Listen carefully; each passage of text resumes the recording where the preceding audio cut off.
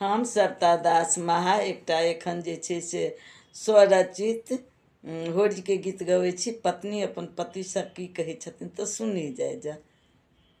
पिया सुनू बतिया आबि गेलै होरी हे, आबि गेलै होरी, बात मनू रसिया। पिया सुनू बतिया आनि दियौ पिया पियर सरिया, आनि दियौ पिया पियर सरिया। होरी खेलब हम, होरी खेलब हम, खोलब नथिया। पिया सुनू बतिया आबि गेलै होरी हे, आबि गेलै होरी, बात मनू रसिया। पिया सुनू बतिया लाल गुलाल लगाब देहिया, लाल गुलाल लगाब देहिया। रंगी जेबै अहीं संग, रंगी जेबै अहीं संग, देखत सखिया। पिया सुनू बतिया आबि गेलै होरी हे, आबि गेलै होरी, बात मनू रसिया।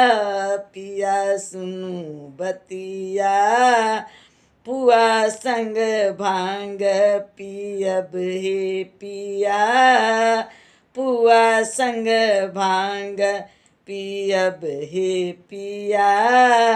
चढ़ि जेतै नशा हे, चढ़ि जेतै नशा होरीके पिया। पिया सुनू बतिया आबि गेलै होरी हे, आबि गेलै होरी, बात मनू रसिया। पिया सुनू बतिया सविता दासक रचना सुनू पिया, सविता दासक रचना सुनू पिया। जीवनक रंग में, जीवनक रंग में रंगाऊ पिया। पिया सुनू बतिया जीवनक रंग में, जीवनक रंग में रंगाऊ पिया।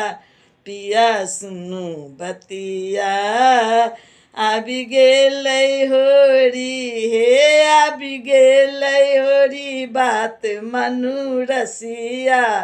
पिया सुनू बतिया, पिया सुनू बतिया, पिया सुनू बतिया।